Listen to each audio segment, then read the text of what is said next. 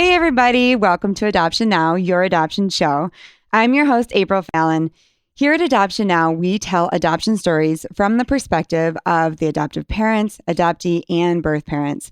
As most of you know, I am the adoptive mother of 4 beautiful children, and my husband and I are passionate about supporting you and your journey no matter where you are in the process or what role you play in the triad. We see you and we hear you. Today, we're super excited. We had this amazing opportunity to have a very special guest on today when we were contacted and told that the Kendricks brothers and Kirk Cameron Entertainment, also Fathom Events, were announcing the release of their latest film, an adoption film, yay, called LIFEMARK.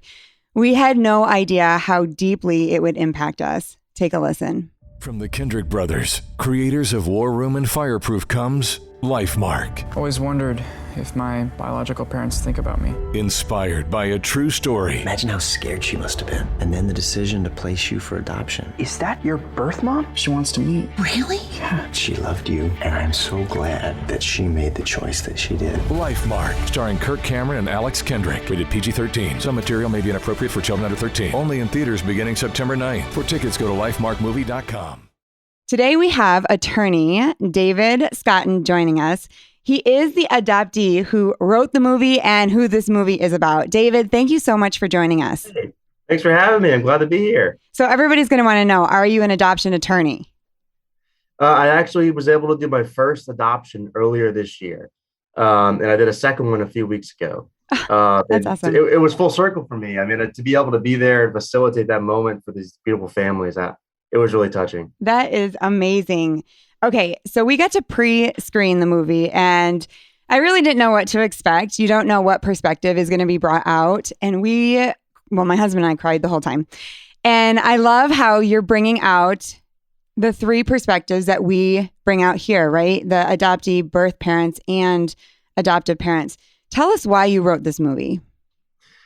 Well, first off, I love that you use the word adoption triad because not many people use that. And that's exactly what this movie does, is show the perspectives of adoption from all 3 perspectives, from the adoptee perspective, from the birth parent's perspective, and the adoptive parent's perspective.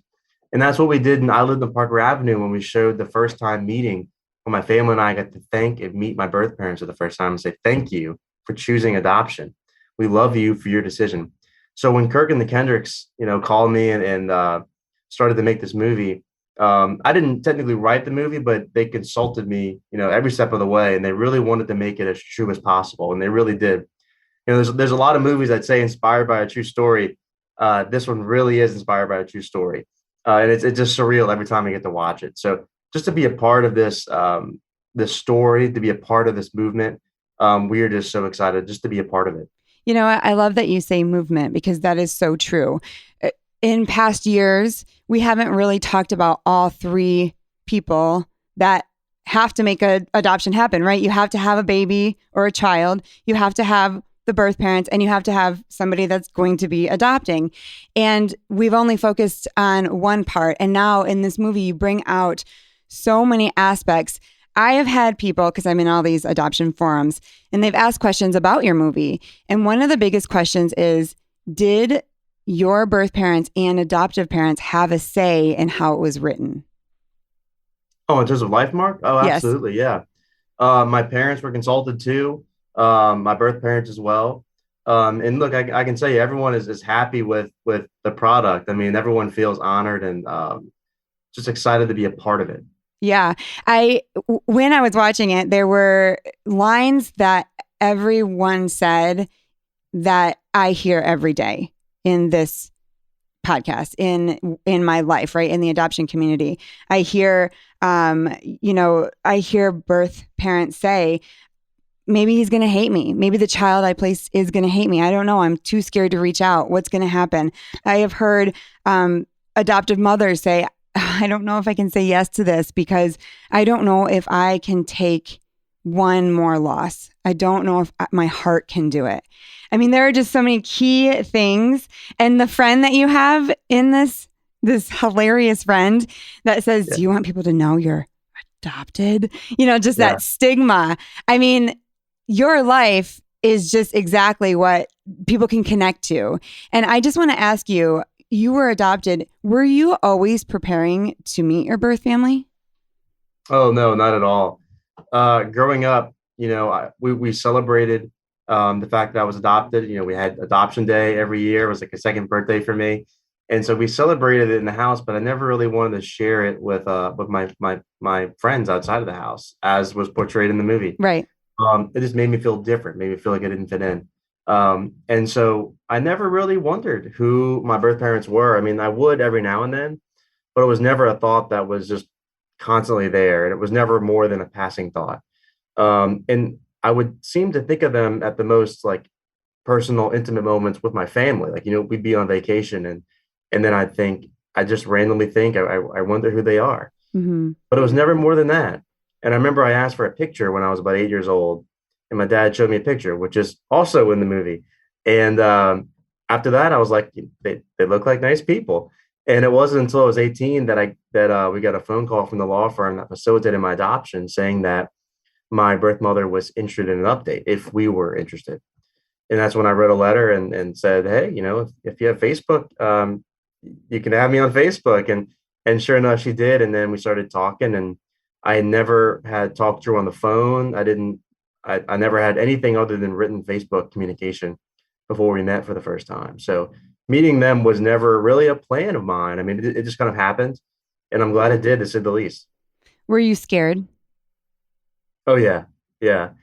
I mean, you see how awkward I was. You can watch I Lived on Parker Avenue and also LifeMark, and you see how it was just a lot of emotion going on, where you feel scared, you're questioning whether you're making the right decision, because you don't want your, sorry, my phone's going on. You don't want your parents to feel replaced. And so there's a lot of emotions going on. And the fact that my parents are so supportive of it, I think really helped me feel comfortable doing that and helped me really make the final decision to go meet them.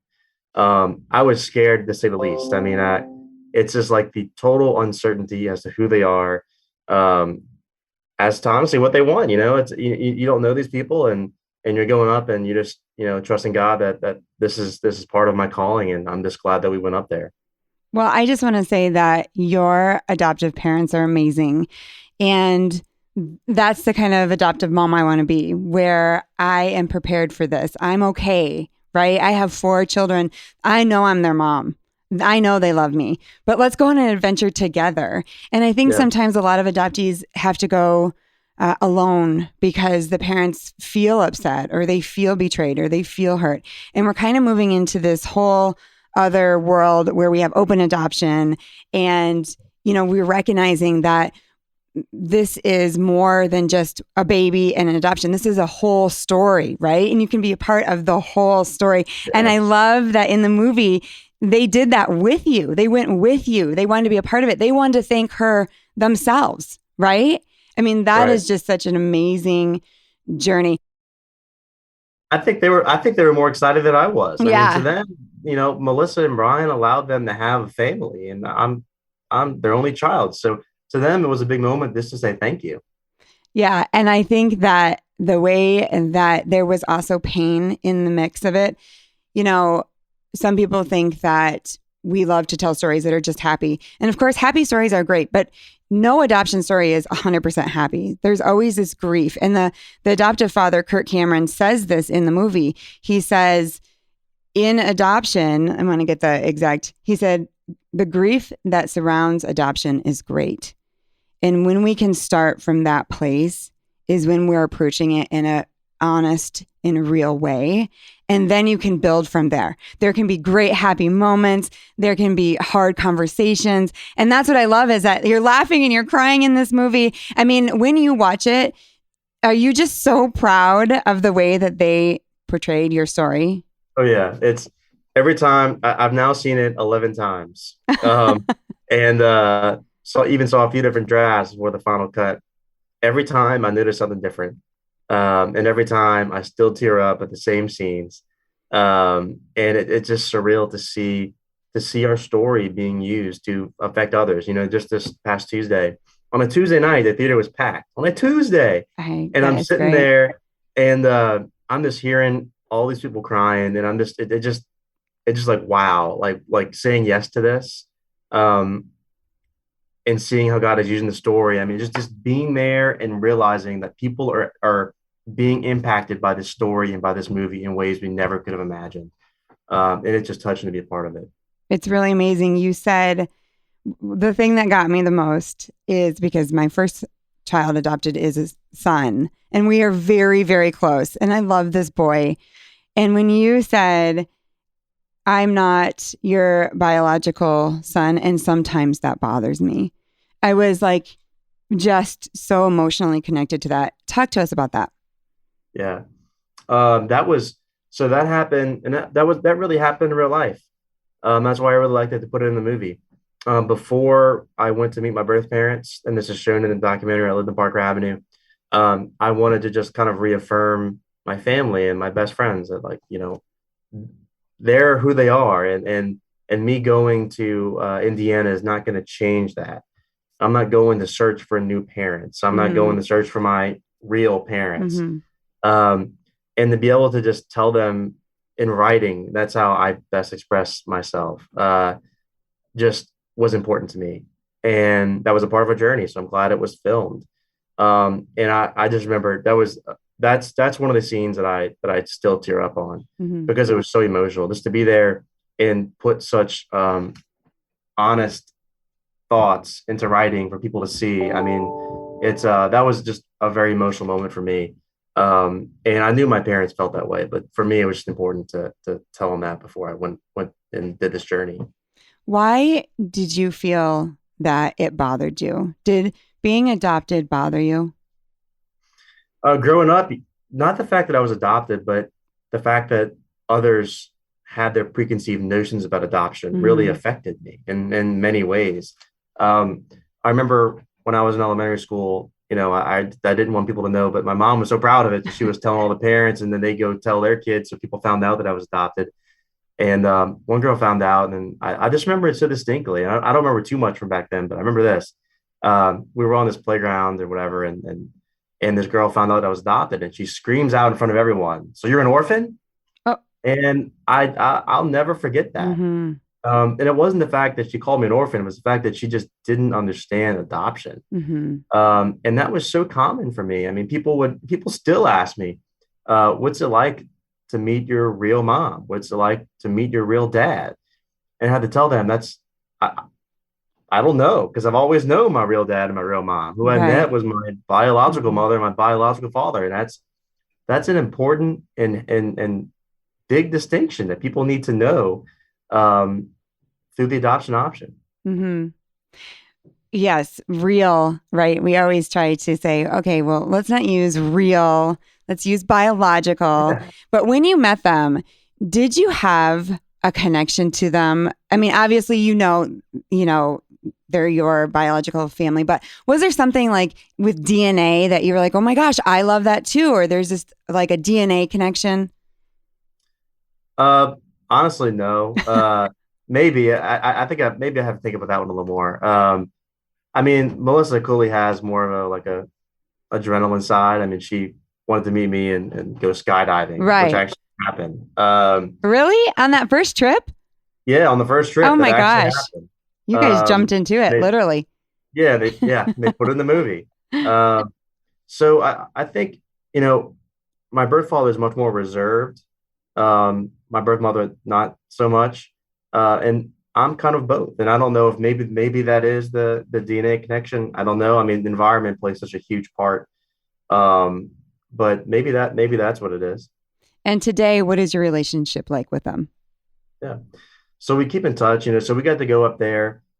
We spent a week in Indiana, maybe a little less than a week, and got to see what their lives were like. And then my birth mother came here to New Orleans, and her family got to see what our lives were like. And so we went fishing with them down here and showed them New Orleans. And we kept in touch by, Facebook and texting. And we've actually seen each other a good bit. I mean, we actually speak together sometimes too, which is really powerful to have both my birth mother and myself speak together on our story. So we've done that numerous times. Well, you'll have to come back on with her. We'd love to hear her side. We love our birth mothers that come and talk about the hard choice it was to place. And I love that part of the movie too, is that you're bringing out, it's very hard. There is a woman that has carried a child that is going to leave the hospital with no child. And putting yourself into that place can change how you feel about her, how you feel about adoption. It gives you great empathy, and you just show that. I mean, for us, we're just so excited that everything we do here is like, oh, it's on the big screen. This is what we live for. This is what we've been working towards, is bringing this community together. Now, tell me what you want people to take away from your movie. I hope they'll go and be immersed in this message of adoption. I hope that they'll go and learn about adoption and see the perspective from all three sides of the adoption triad, and ultimately realize that I'm here today because I lived on Parker Avenue, and I lived on Parker Avenue because my birth mother left an abortion clinic and chose adoption. And adoption allowed me to live and allowed my family to have a family. So that's the power of adoption. That's the beauty of adoption. And I hope that people can see this movie and use it as a resource to talk about adoption, because I think that's what we're missing a lot of, is some avenue to share the realities of adoption. And now we have it not only in documentary form, but also in movie form. So I think people will be touched when they go see it, and they'll just feel love after they leave the theater. And I think that ultimately that's really what it's about, is being loving. I've become a more loving person. I went into it thinking about the baby, and then I learned to love birth mothers. I learned to love the story. I learned to love the journey. I learned to love the questions. At first, the questions that came, I was terrified because you don't want to hurt your child. I mean, when you said, I want to be your biological son, that's how my son is too. Like, when he realized, wait, and my son is African-American, which is even funnier. He's like, I wasn't in your tummy. I'm like, no, no. But you were in my heart. I mean, I love you as if you were in my tummy, as if I was your biological mom, right? I'm so passionate about that. And I think the movie encompasses that. And I love the way it's written. I love your funny friend. And I love that you're open about how you felt as a child, because my heart, David, is that we don't make adoption a disease anymore, where somebody says, oh, you're adopted. Oh, like... Yep. You have some, like when the girl yelled out, you're an orphan, that is just something that's so strange and foreign. I mean, adoptions are happening so much. So many adoptions, right? We've got 1.2 million families waiting on lists for babies. Infertility is high. And so adoption is becoming the norm. How do we train people how to use words around it? How do we help people understand the complexity of it? And how do I make it a little bit normal, just a part of your journey? Like, yes, I'm adopted. And then people are interested, and they ask the right questions, right? To make a child feel comfortable and okay with their story. And that starts with us. That starts with talking about it early. And it sounds like your parents did that way before it was even a thing. Oh, yeah. Yeah, absolutely. My mom read adoption books as when I was a baby. And she was just prepared for the journey. And, she was willing to share you with the world. And that's something that is hard as a protective mother, but she was willing to do it. And I love that. I also love one last thing. My favorite thing is the connection when your birth mother was trying to choose. And I won't give it away, but when she was trying to choose who was going to be the adoptive mother. And I hear that all the time. I tell families, don't put fake things in your book, or it's going to be the one thing that's important to her. And the connection that you have based on that can be really strong. And I mean, it was funny. I'm not going to say what it is, but it was really funny what actually connected them and why she chose. People laugh at it. I'm not sure if they think it's like just funny, or if they think it's like actually happened, but that actually happened. Those were actually her questions. Oh, I had a lady just come on, and she said that the birth parent chose her because of her pantry. She saw a picture of her pantry and it was organized, and she wanted an organized pantry, and she was the mom. I mean, you can't even guess what it would be that would connect them, but that's what I love. These little parts of the movie that these people have walked through it. They understand, and this is an important message, not only for the adoption community, but what God is doing. God is doing something amazing in adoption. God is speaking the heart of all three people in the triad. And God is pushing this message forward. We're just combining together and helping it go forward for healthy adoptions. And I appreciate you coming on. I appreciate you sharing your story. And I hope you'll come back with your birth mom. You can come back with your adoptive mom. We can do all three. That would be cool too. All three. Yes. Thank you so much for joining us, David. Where can people find the movie? I know it's in the movie theaters now. Yeah, actually, so exciting news. It just got extended last night, another week. Oh, awesome. And theaters have tripled their show times, and now they have matinee times on Sunday. So, and I heard you're number 7 in the box office, right? Your first weekend? So top 7. It depends on the night. I mean, on Tuesday night, we were top 2. So it just depends on the night. But people are going to see this movie in theaters more so than we ever thought. So this movie is touching people. And I think if you go see it, everyone's going to love it. Awesome. And it will stream eventually. Yes. Yeah. Okay. Thank you so much, David. Thank you for your time. And thank you for listening. If you have an adoption story, you can email me at afallon@adoptionnowpodcast.com. We love connecting with you and hearing from you. And we hope you will join us next episode.